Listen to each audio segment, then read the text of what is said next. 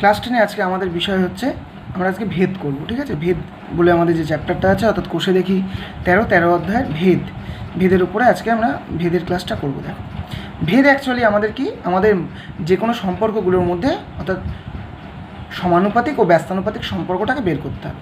তাহলে দেখো, আমাদের এই যে প্রথম অঙ্কটা দেওয়া আছে, আমরা অঙ্কে আসলে অঙ্ক থেকেই আমরা আস্তে আস্তে বিষয়গুলো আমাদের আরও ক্লিয়ার হয়ে যাবে।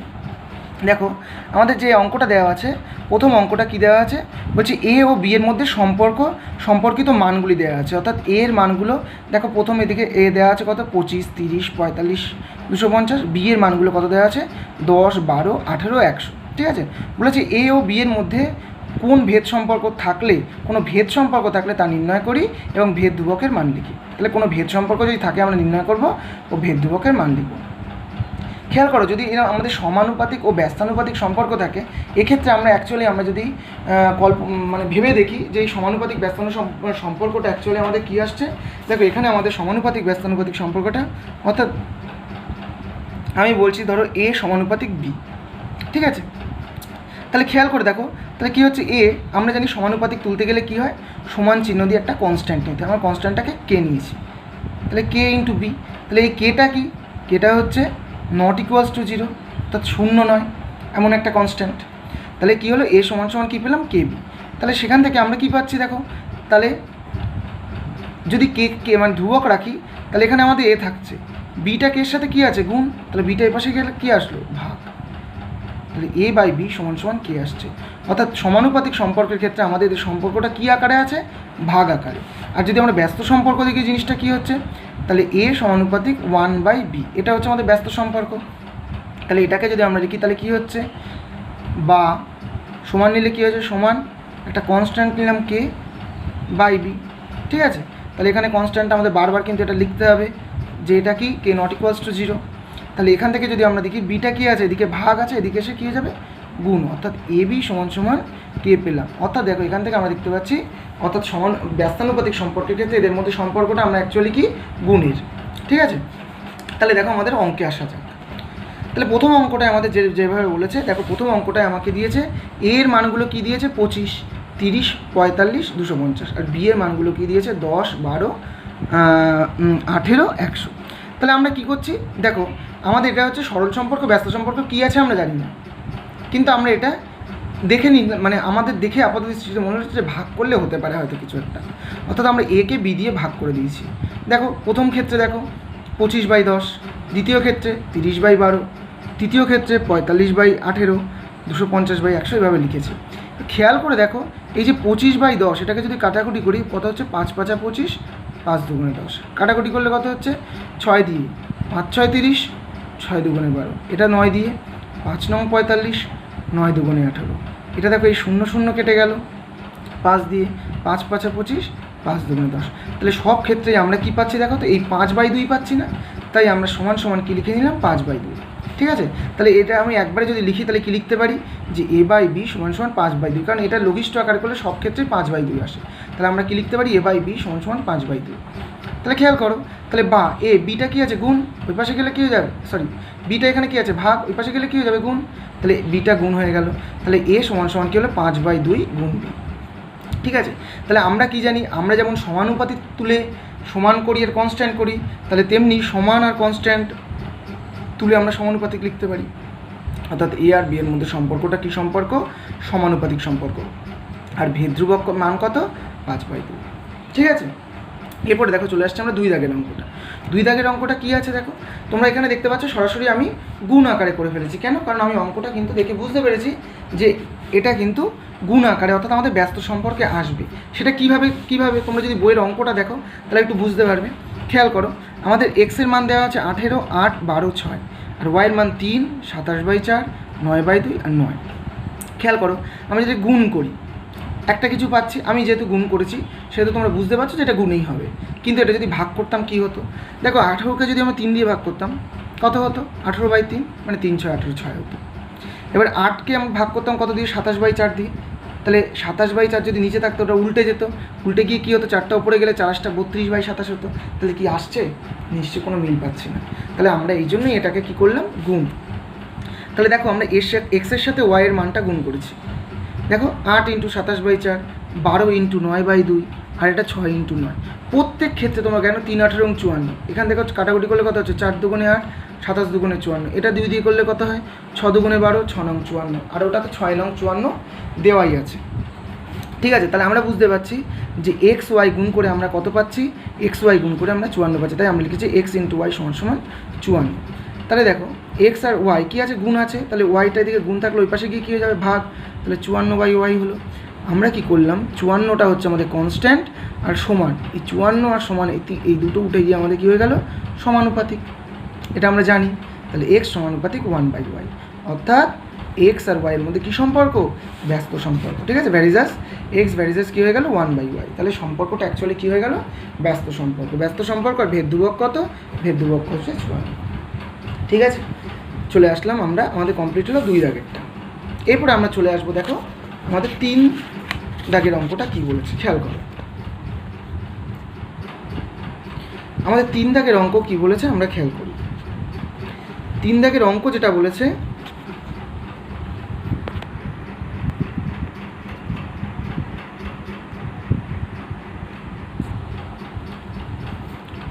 বলছে বিপিন কাকু ট্যাক্সি 25 মিনিটে 14 কিলোমিটার পথ অতিক্রম করে। একই গতিবেগে ট্যাক্সি চালিয়ে 5 ঘন্টায় তিনি কতটা পথ যাবেন তা ভেদ তত্ত্ব প্রয়োগ করে হিসেব করি। ঠিক আছে, তাহলে বিপিন কাকু কী দেখলো, তার ট্যাক্সি চালিয়ে তোমার 25 মিনিটে 14 কিলোমিটার পথ যায়। তাহলে ভালো করে খেয়াল করো, তাহলে আমাদের এটা যেহেতু ভেদ, তাহলে আমাদের একটা সমানুপাতিক না ব্যস্তানুপাতিক সম্পর্ক, সেই সম্পর্ক একটা প্রতিষ্ঠা করতে হবে। সেই সম্পর্কটা প্রতিষ্ঠা করে তারপরে কিন্তু আমরা আস্তে আস্তে অঙ্কের বিষয়ে ঢুকবো। তাহলে এখানে দেখো একটা সম্পর্ক আছে, যেটা কিসের সম্পর্ক, একটা হচ্ছে দূরত্ব আর একটা সময়ের সম্পর্ক। আমরা দেখো অঙ্কতে সময় টাইমটাকে কী ধরেছি, টি ধরে নিয়েছি এবং দূরত্বকে এস ধরে নিয়েছি। তাহলে টি আর এসের মধ্যে আমরা একটা সম্পর্ক বের করতে পারি। খেয়াল করো, আমি লিখেছি যে গতিবেগ একই থাকলে দূরত্ব বাড়লে সময় বাড়বে, দূরত্ব বাড়লে সময় বাড়বে। তাহলে খেয়াল করো, আমি যদি 15 মিনিটে যে পথটা যেতে পারবো, 20 মিনিট চললে আমি তার থেকে বেশি যাবো, অর্থাৎ সময় যত বাড়ছে দূরত্ব বাড়ছে। আবার নিশ্চয়ই সময় কমলে আমাদের কী হবে, সময় কমলে আমাদের দূরত্বও কমবে। ঠিক আছে, তাহলে সময় কমলে দূরত্ব কমবে, তাহলে আমি এটা থেকে বুঝতে পারছি কী সম্পর্ক, বাড়লে বাড়ছে কমলে কমছে, সরল সম্পর্ক, অর্থাৎ টি সমানুপাতিক এস। তাহলে টি সমানুপাতিক এসকে সমানুপাতিক তুলে আমরা কী নিলাম, টি সমান সমান কে এস, যেখানে কে হচ্ছে কি নট ইকুয়ালস টু 0। তাহলে দেখো টি সমান সমান কে এক্স, এটাকে যদি একটা 1 নম্বর সমীকরণ নাম দিই, সমীকরণ না হলেও হবে, তাহলে 1 নাম দিয়ে আমরা দিয়ে রাখতে পারি এটার নাম।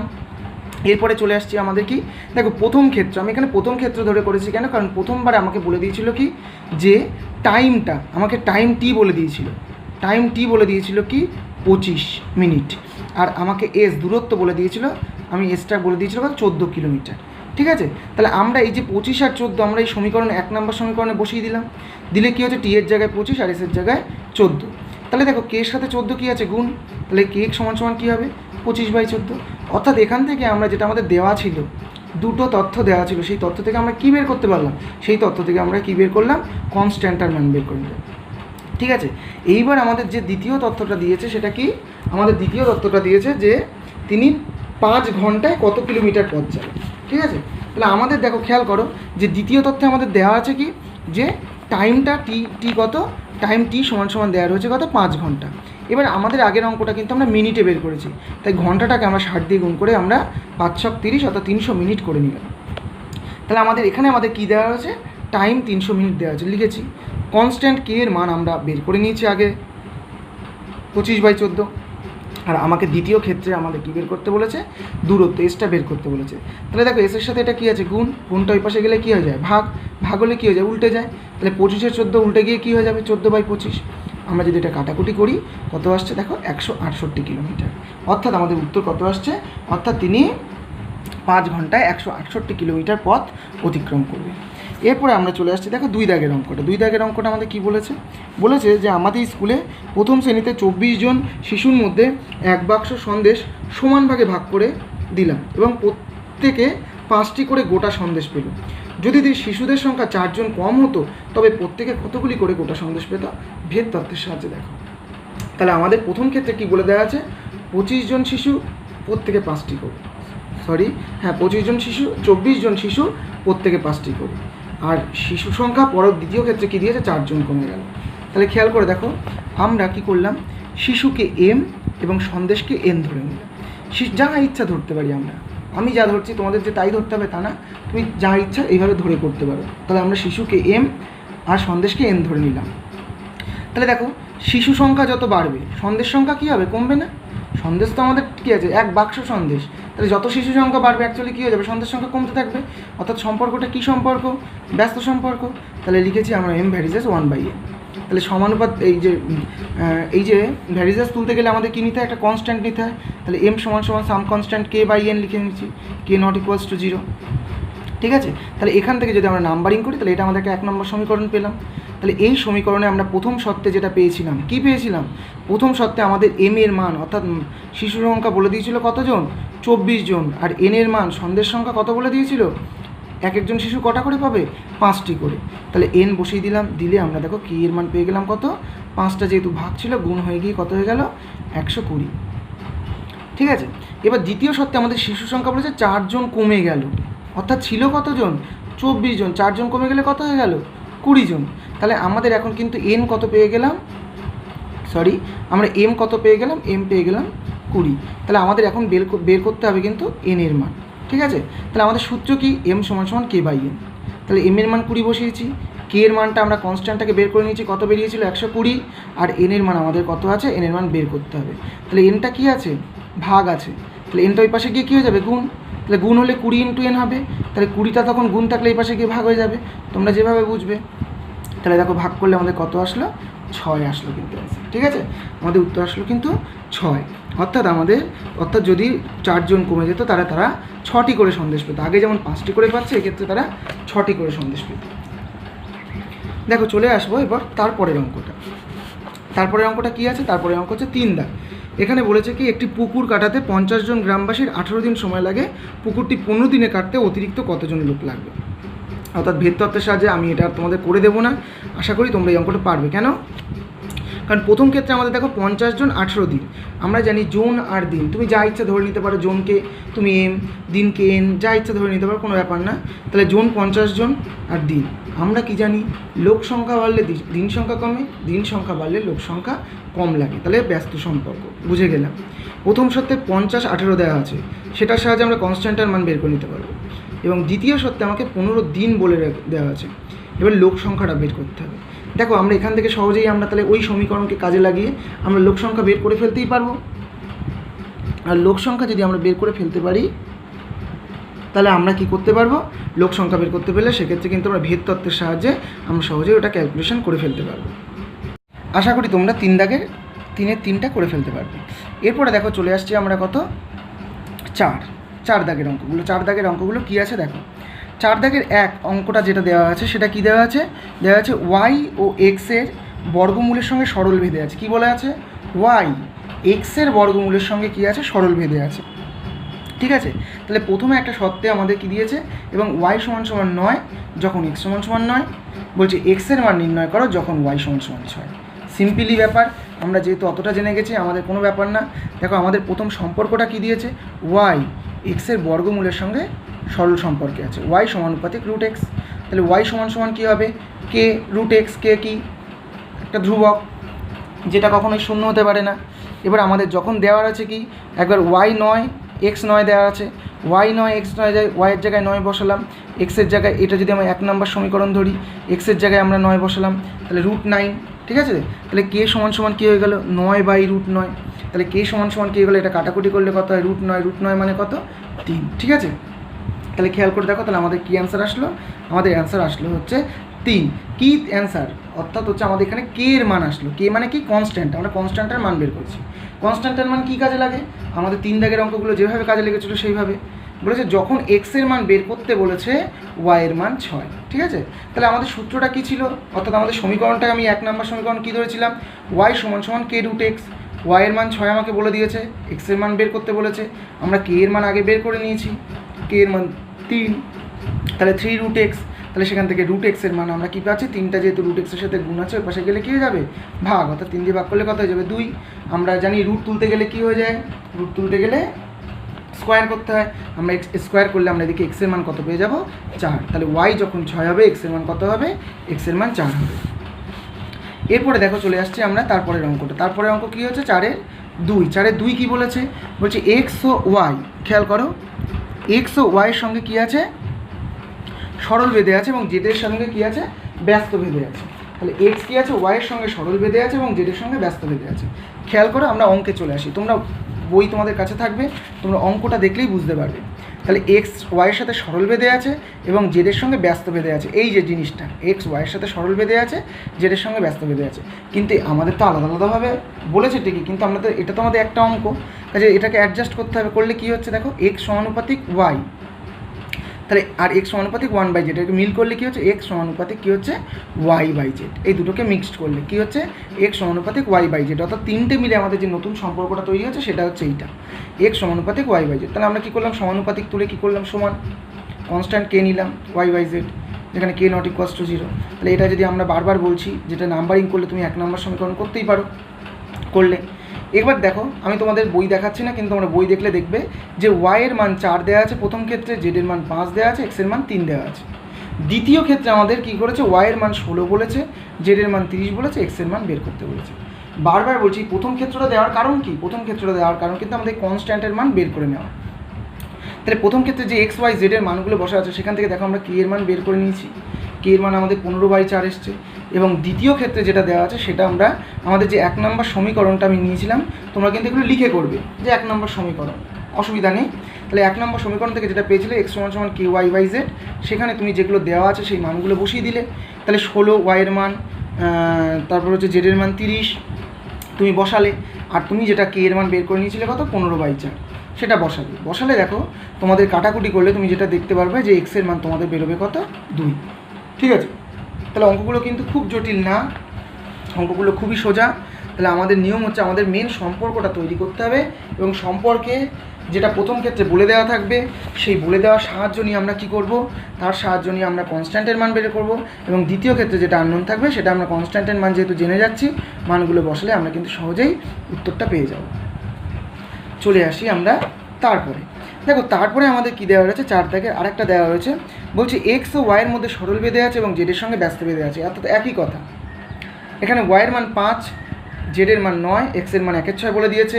তাহলে এই মানগুলো যদি আমরা এই সমীকরণটা তৈরি করে বসাতে পারি সেক্ষেত্রে আমরা কে এর মান পাবো, এবং কে এর মান যদি পেয়ে যাই তাহলে আমাদের দেখো পরবর্তীতে ওয়াইয়ের মান 6, জেডের মান 1/5 বলেছে, এক্সের মান বের করতে বলেছে। তাহলে ওই মানটা কে এর মান বসিয়ে আমরা পরবর্তীতে আবার যেমন করে অঙ্কগুলো এই 2 আর 1 আর 2 করলাম সেইভাবে বসালে আমরা কিন্তু সহজেই কিসের মান, অর্থাৎ এক্সের মানটা পেয়ে যাব। এটা পুরোপুরি তোমাদের হাতে ছেড়ে দেওয়া থাকলো, নিশ্চয়ই তোমরা পারবে, আশা করি একইভাবে অঙ্ক করবে, নিশ্চয়ই তোমরা পারবে। এরপরে চলে আসবো 5 দাগ। দেখো 5 দাগের 1-এর অঙ্কটা কি বলেছে, 5-এর 1 যেটা আমাদের বলেছে, 5-এর 1 বলেছে এক্স সমানুপাতিক ওয়াই হলে দেখায় যে এক্স প্লাস ওয়াই সমানুপাতিক x minus x plus y সমানুপাতিক এক্স মাইনাস ওয়াই। ঠিক আছে, তাহলে এটা আমাদের প্রমাণ করতে হবে। ভালো করে দেখো আমাদের সম্পর্কটা 5-এর 1 কী বলেছে, এক্স সমানুপাতিক ওয়াই। তাহলে এক্স সমানুপাতিক ওয়াই জানা থাকলে আমরা কী জানি, এক্স সমান সাম কনস্ট্যান্ট কে ইন্টু ওয়াই, এই কথাটা বারবার লিখতেই হবে। ঠিক আছে, তাহলে দেখো এখান থেকে আমরা কী পাচ্ছি, ওয়াইটা কে এর সাথে গুণ আছে, ওয়াইটা গুণ আছে জানেন, এই পাশে এসে কী হয়ে যায়, ভাগ। তাহলে এক্স বাই ওয়াই সমান কে হয়ে গেল। খেয়াল করে এবার আমরা কী করছি, আমাদের কি প্রমাণ করতে হবে, এক্স প্লাস ওয়াই সমানুপাতিক এক্স মাইনাস ওয়াই।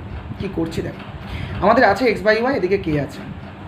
আমরা একটা প্রক্রিয়া জানি, যোগভাগ প্রক্রিয়া। যোগভাগ প্রক্রিয়াটা কী হয়, ওপরেরটা যোগ নিচেরটা বাই ওপরেরটা বিয়োগ নিচেরটা। তাহলে এক্ষেত্রে কী আছে, ওপরে আছে এক্স, নিচে ওয়াই, তাহলে ওপরেরটা যোগ নিচেরটা এক্স প্লাস ওয়াই, উপরেরটা বিয়োগ নিচেরটা এক্স মাইনাস ওয়াই। আর এখানে কে তলায় কিছু নেই মানে কত আছে, 1, তাহলে k plus 1 by k minus 1। ঠিক আছে, খেয়াল করে দেখো এটা কনস্ট্যান্ট যা আছে থাক, এই টোটালটা আমাদের কনস্ট্যান্ট। তাহলে x plus y, x minus ওয়াইটা কী আছে, এদিকে যেহেতু ভাগ আছে তাহলে ওই পাশে গিয়ে কী হয়ে যাবে, গুণ। তাহলে গুণ হলে আমরা একটা খেয়াল করো যে আমরা সমান আর কনস্ট্যান্ট পেয়ে গেছি, আর এই পাশে x plus y x minus y পেয়ে গেছি। তাহলে সমান কনস্ট্যান্ট উঠে গিয়ে আমাদের কী চলে আসে, ভ্যারিজাস, অর্থাৎ সমানুপাতিক। তাহলে আমাদের প্রমাণ হয়ে গেল। দ্বিতীয় অঙ্কটা সরাসরি আমি খাতা থেকে তোমাদের দেখাচ্ছি।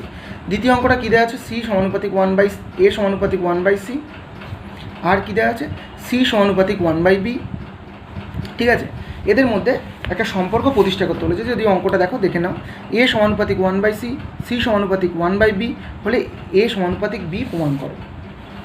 কী করে করছি দেখো, তাহলে এ সমানুপাতিক 1/c মানে কি, সমানুপাতিক তুলতে গেলে কী হয়, সমান দিয়ে কনস্ট্যান্ট নিতে হয়। এটা আমরা কে1 দিয়েছি, কেন K1 দেওয়ার কারণটা হচ্ছে আমাদের দুটো সমানুপাতিক সম্পর্ক দিয়েছে, তার উপরে আমরা প্রতিষ্ঠা করবো, তাই এটা প্রথমটাকে আমরা K1 দিয়েছি।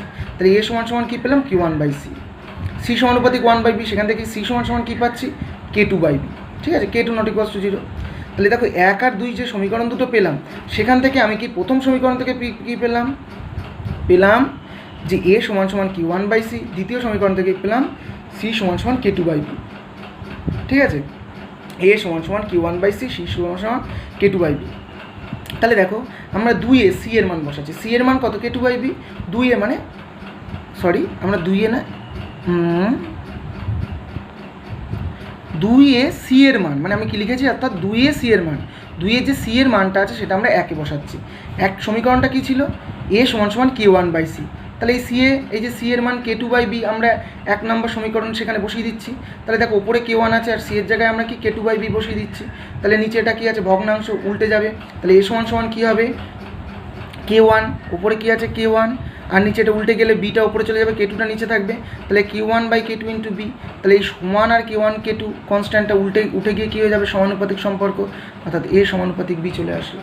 ভালো করে খেয়াল করে দেখো, কোনো ঝামেলা নেই কিন্তু।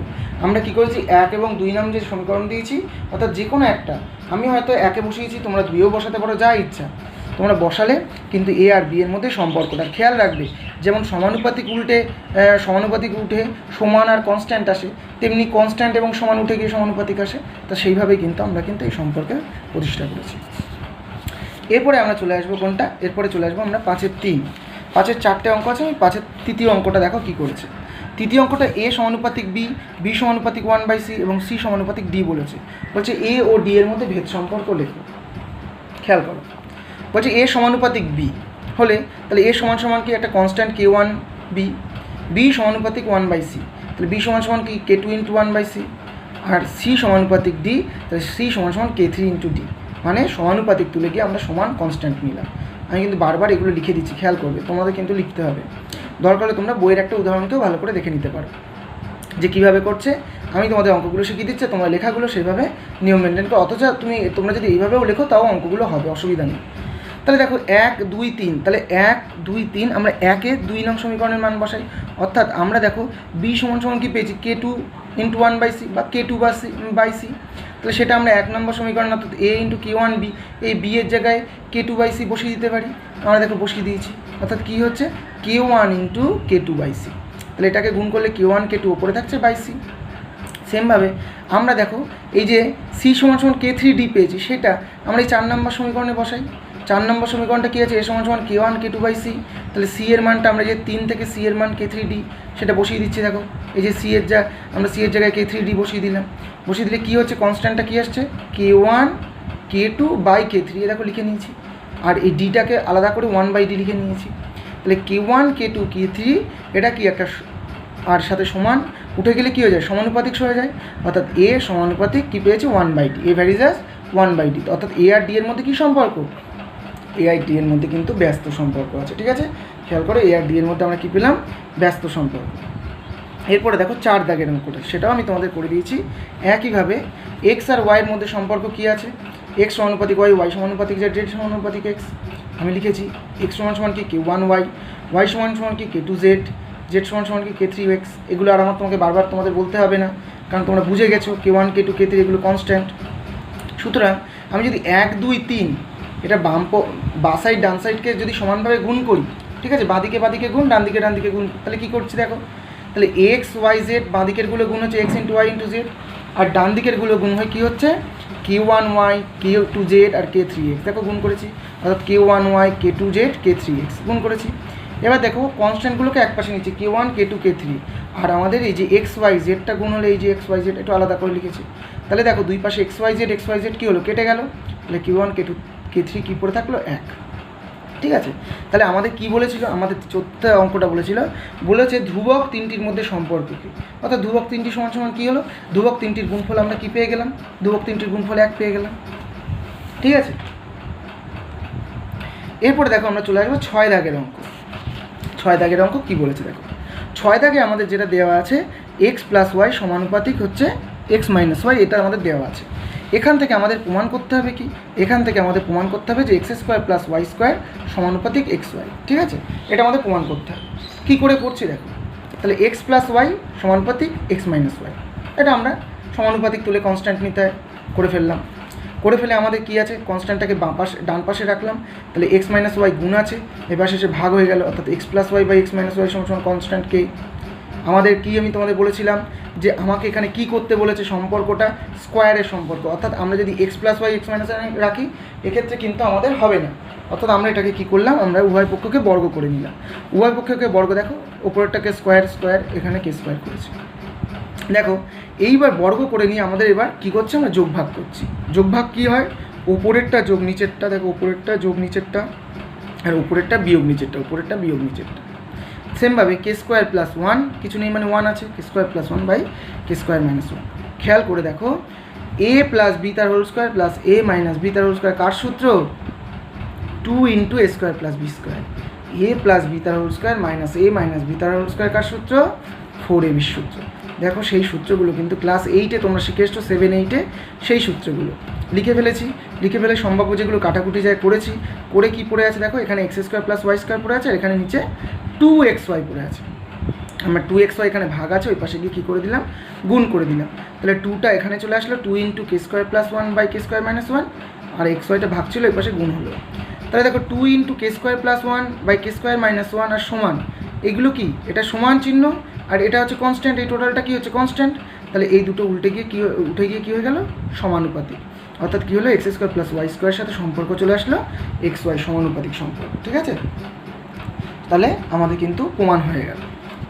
এরপরে দেখো আমরা চলে আসবো কোন অঙ্কটা, এরপরে আমরা চলে আসবো হচ্ছে আমাদের তারপরের অঙ্কটা। তারপরের অঙ্কটা কত, 6-2। 6-2 কী বলেছে খেয়াল করো, বলেছে এক্স প্লাস ওয়াই সমানুপাতিক এক্স মাইনাস ওয়াই। আমাদের প্রমাণ করতে হবে কি, প্রমাণ করতে হবে x cube plus y cube সমানুপাতিক x cube minus y cube. খেয়াল করো, ভয় পাওয়ার কিছু নেই, আমরা কীভাবে করছি, সিম্পলি আমাদের আগের নিয়ম কি, সমানুপাতিক তুলে কনস্ট্যান্ট এনেছি। তাহলে দেখো এক্স মাইনাস ওয়াই কী আছে, কেসের সাথে গুণ থাকতো, এক্স মাইনাস ওয়াইটা আমি একবারে নিয়ে চলে এসেছি, x plus y by x minus y সমান কনস্ট্যান্ট। পরের লাইনে আমরা কী করেছি, এটাকে যোগ ভাগ করে নিয়েছি। যোগ ভাগ কি, উপরেরটা যোগ নিচেরটা, দেখো এক্স প্লাস ওয়াই যোগ x minus y, x plus y minus x minus y, minus x minus y কী হয়, মাইনাস গুণ করলে মাইনাস এক্স প্লাস ওয়াই। ঠিক আছে, এখানে দেখো কী কী কাটাকুটি গেল, কাটাকুটি গিয়ে পড়ে থাকছে উপরে 2x নিচে 2y, আর এটা যেমন ছিল কনস্ট্যান্ট সেভাবে থাকলো। 2x 2y 2 কেটে গেল, পড়ে থাকলো কত এক্স, ওয়াইটা কী আছে এখানে, এই যে 2 2 কেটে গেল, 2 2 কেটে গেল, তাহলে এক্স কী হলো, তাহলে ওয়াইটা গুণ ভাগ ছিল, ওই পাশে গুণ হয়ে গেল, অর্থাৎ এক্স একটা মান পেলাম কি, এক্সের মান পেলাম k plus one by k minus one into y. এবার আমরা দেখেছি কি, ওটা আমরা কিউবের সূত্রে, তাই না, আমাদের ওটা কিউবে করতে বলেছে। তাহলে কিউবের সূত্রে গেলে আমরা কী করছি, উভয় পক্ষকে ঘন করে নিচ্ছি। তাহলে ঘন করলাম, তাহলে একদিকে এক্স ছিল তাই এক্স কিউব, এটা কনস্ট্যান্টার কিউব আর এটা ওয়াই কিউব হলো। ওয়াই কিউবটা এই পাশে ছিল, ওয়াই কিউবটাকে আমরা এই পাশে নিয়ে আসলাম, এখানে গুণ ছিল, এই পাশে এসে ভাগ হয়ে গেল। তাহলে x cube by y cube সমান সমান কী পেলাম, k plus one by k minus one তার whole cube by one. One কেন লিখলাম, কারণ আমরা ওর তলায় কিছু নেই, মানে কী আছে, এক আছে। এবার খেয়াল করো, আমরা আবার কি করছি, এখানটা আমরা কি করছি, এটা আমরা আমাদের যেহেতু কিউবে প্রমাণ করতে বলেছে, আমাদের আর কিছু করার আছে, হ্যাঁ আমাদের এখানে যেটা করতে হবে, কি করতে হবে, যোগ ভাগ, যোগ ভাগ প্রক্রিয়া করবো। যোগ ভাগ কি, ওপরেরটা যোগ নিচেরটা বাই ওপরেরটা বিয়োগ নিচেরটা করেছি, এটা মানে কত, k plus one by k minus one তার whole cube plus one, k plus one by k minus one তার হোল কিউব মাইনাস ওয়ান, ওপরেরটা যোগ নিচেরটা, ওপরেরটা বিয়োগ নিচেরটা। দেখো x cube minus y cube কী আছে, ভাগ আছে, তাহলে ভাগটা ওই পাশে গিয়ে কী হয়ে যায়, গুণ। আর এই টোটাল পার্টটা আমাদের কি কনস্ট্যান্ট, এই টোটাল পার্টটা আমাদের কনস্ট্যান্ট, তাহলে কনস্ট্যান্ট সহ সমান উঠে গেলে কী হয়ে গেল, সমানুপাতিক। তাহলে এই পার্টটা টোটালটাই কি আমাদের not equals to zero, constant part, তাহলে কনস্ট্যান্ট সমানুপাতিক হয়ে গেল। তাহলে x cube plus y cube সমানুপাতিক x cube minus y cube, অর্থাৎ আমাদের উপযুক্ত যে প্রমাণটা চেয়েছিলাম আমরা পেয়ে গেলাম। ঠিক আছে, তাহলে কত সিম্পলি অঙ্ক এগুলো। এরপরে আমরা চলে আসবো দেখো তারপরে অঙ্কটা, আমি এখানে তোমাদের সব অঙ্কই করে দেওয়ার চেষ্টা করছি, কেননা এই অঙ্কগুলো একটু ঝামেলা আছে, তোমাদের হয়তো স্বাভাবিক ভয় লাগতে পারে, তোমরা যাতে কোনো রকম সমস্যা না হয় আমি প্রত্যেকটা অঙ্কই করে দিচ্ছি। দেখো এর পরের অঙ্কটা আমাদের কী আছে, 3, 6-3 হচ্ছে এক্স প্লাস ওয়াই সমানুপাতিক এক্স মাইনাস ওয়াই। প্রমাণ করতে হবে কি, প্রমাণ করতে হবে a x plus b y সমানুপাতিক p x plus q y. ঠিক আছে, কী করছি দেখো, তাহলে এক্স প্লাস ওয়াই সমানুপাতিক এক্স মাইনাস ওয়াই, দেখেছো এক্স প্লাস ওয়াই সমানুপাতিক এক্স মাইনাস ওয়াই। ঠিক আছে, এক্স প্লাস ওয়াই সমানুপাতিক এক্স মাইনাস ওয়াই। তাহলে এখান থেকে সমানুপাতিক তুলতে গেলে কী হয়, সমান দিয়ে কনস্ট্যান্ট নিলাম, তাহলে কী হলো x plus y by x minus y সমান কে। আমরা এখানে কী করলাম, আমি বলছি না, বলিনি, এটা কী করলাম, যোগ ভাগ করলাম। যোগ ভাগ করলে কী হয়, ওপরেরটা যোগ নিচেরটা, ওপরেরটা বিয়োগ নিচেরটা করলাম। এটা কে তলায় কিছু নেই মানে এক আছে, তাহলে k plus one by k minus one. ঠিক আছে, এখান থেকে দেখো প্লাস ওয়াই, আমরা যদি খেয়াল করো তাহলে আমরা কি দেখছি, প্লাস ওয়াই মাইনাস ওয়াই কেটে যাচ্ছে। আর কি দেখছি, এখানে দেখো প্লাস এক্স মাইনাস এক্স কেটে যাচ্ছে, অর্থাৎ হচ্ছে কী হচ্ছে, অর্থাৎ ওপর থেকে দেখছে 2x আর নিচে থাকছে 2y। তাহলে 2 কেটে গেলে কী থাকবে, আগের অঙ্কটা যেহেতু আমরা এরভাবে করেছি আমি ওই জন্য তোমাদের বেশি দেখালাম। তাহলে এক্স সমান সমান কী পেলো, কে প্লাস ওয়ান ইন্টু ওয়াই, এটা এক্সের মান পেয়ে গেল। ঠিক আছে, এবার আমাদের একটা সমীকরণ যেটা দিয়েছিল সম্পর্কটা, তাহলে আমরা সম্পর্কটা সমানুপাতিক কিনা দেখাবো। তাহলে আমরা এটাকে এইভাবে লিখে নিলাম যে ax, ঠিক আছে, যে ax by plus by by bx plus qy, এভাবে লিখে নিলাম। এবার দেখি এটাকে আমরা ওই সমানুপাতিক আকারে আনতে পারি কিনা। তাহলে ax plus by by bx plus qy, তাহলে এক্সের জায়গায় আমরা k plus one by k minus one into y মানগুলো বসাচ্ছি। দেখো k plus one by k minus one into y, এটা by যেমন থাকলো, এখানেও k plus one by k minus one into y এখানে যেমন থাকলো। দেখো উপর থেকে y কমন নিলাম, নিলে কী পড়ে থাকছে, a into k plus one by k minus one plus b, আর নিচের থেকে p into k plus one by k minus one into q. ঠিক আছে, খেয়াল করো তাহলে দুই পক্ষ থেকে কী হলো, ওয়াই কেটে গেল। ওয়াই কেটে গেলে যে টোটাল পার্টটা পড়ে গেল থাকলো, এই টোটাল পার্টটা অ্যাকচুয়ালি কী বলো তো, কনস্ট্যান্ট না।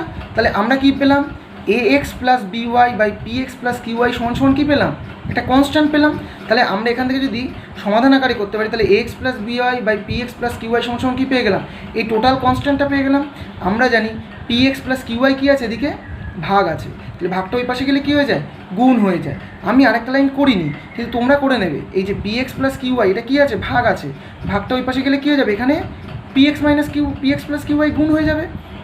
গুণ হলে যেটা হচ্ছে সেটা ax প্লাস by আর এদিকে px প্লাস qy হয়ে যাচ্ছে।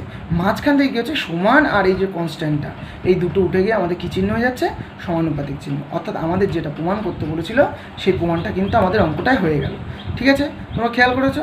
তাহলে এইভাবে কিন্তু আমরা 6 দাগ পর্যন্ত কমপ্লিট করে ফেললাম। ঠিক আছে, নেক্সট ভিডিওয়ে আমি যেটা দেবো 7 দাগের থেকে পরবর্তী যে অঙ্কগুলো আছে সেগুলো দিয়ে দেবো।